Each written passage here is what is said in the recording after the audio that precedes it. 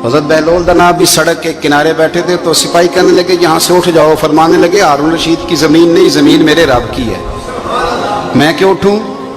वो करीब से गुजरा तो सलाम ली, तो आपने उसका प्रोटोकॉल देखा तो फरमाने लगे हारून रशीद तुझसे तगड़े तगड़े मोटे मोटे प्रोटोकॉल मैंने लोगों के देखे हैं, और ये जो तेरे दाएं बाएं आज तेरे नारे लगा रहे हैं ये पहले उन लोगों के नारे लगाया करते थे, और थोड़ा वक्त गुजरने दे, जो तेरे बाद आएगा ना ये सारे फिर उनके नारे भी लगाएंगे।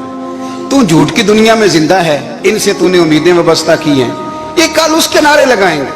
उसके दिल पे बड़ा असर हुआ, घोड़े से उतर आया, आगे कहने लगा हुजूर आपने मुझे बड़ी अच्छी नसीहत की है, मेरा दिल बड़ा ठंडा हुआ है। मैंने सुना है आप मकरूज हैं, कुछ लोगों का कर्ज, तो मुझे कोई हुक्म ही कर दें। आप हंसने लगे, फरमाने लगे यार तू तो बड़ा ही बेवकूफ़ है, बड़ा ही बेवकूफ़ है तू, मैं तुझे नसीहत कर रहा हूँ तू मुझे उलझा रहा है, हुजूर कोई हुक्म कर दें। क्या खूबसूरत अंदाज है रब करीम के बंदों का। हजरत बहलोल दाना फरमाने लगे तेरा रब कौन है। कहा अल्लाह। तो फरमाया मेरा कौन है। कहा अल्लाह।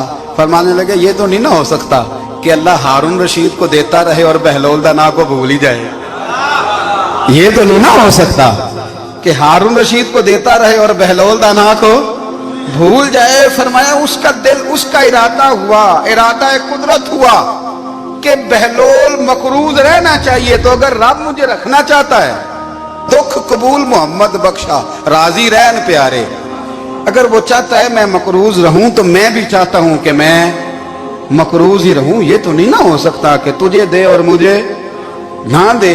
फरमाया मेरी तुझसे कोई उम्मीद नहीं, मुझे जब भी देगा मेरा रब भी देगा, और वो देगा तो फिर इंशाल्लाह खजाने खोल के देगा।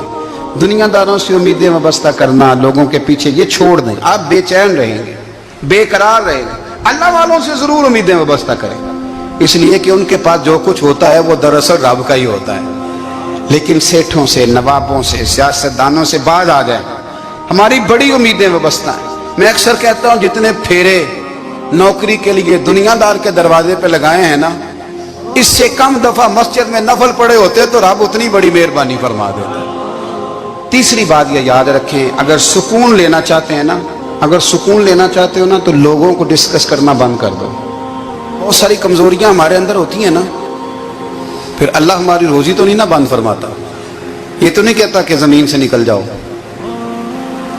अगर यही वाला मामला हो जो हमारा है कि फो शादी पे इसने मेरे साथ बुरा सलूक किया था, अब सारी जिंदगी बुग़्ज़ रखना है। अगर यही मामला फरिश्ते अल्लाह की बारगाह में कहें कि या अल्लाह इसने फलाने दिन शराब पी थी, अब इसको ज़मीन में नहीं रहने देना, निज़ाम ज़िंदगी चलेगा। तो अगर अल्लाह हमें माफ़ करता है तो हम बंदों को माफ़ क्यों नहीं करते।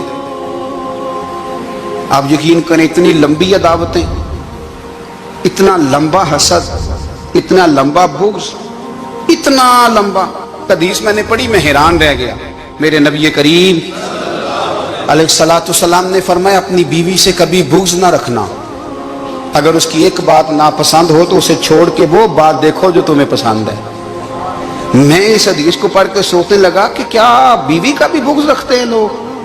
अब हुजूर ने कहा है तो इसका मतलब है लोग बीवी का बुग़्ज़ भी रखते हैं। अब इस पर इस्तदलाल करके मुझे कहना पड़ेगा कि ससुराल वालों का बुग़्ज़ भी रखते हैं, कहना पड़ेगा कि भाई के ससुराल वालों से भी बुग़्ज़ रखते। इस हदीस की रोशनी में मैं समझा कि लोग भाभी का बुग़्ज़ भी बुग़्ज़ रखते हैं, बुग़्ज़, वरना आदतें तो हमारी भी कई बुरी होती हैं। अगर आदत एक वजह बने इख्तलाफ की तो आदतें तो हमारी भी कई बुरी हैं, लेकिन हम अपनी बुरी आदतों समेत अपने आप से प्यार करते हैं, और सामने वाले की एक भी आदत बुरी हो तो उससे बुग़्ज़ रखते हैं। बुग़्ज़ ना पैदा करें। मेरे नबी पाक अलैहिस्सलाम ने फरमाया कुछ चीजें तुम्हारे दीन को मूंड डालेंगी, तबाह कर देंगी, काट देंगी। हुजूर कौन सी। फरमाया हसद, तकब्बुर और बुग़्ज़, ये तुम्हारे दीन को तबाह कर देंगे।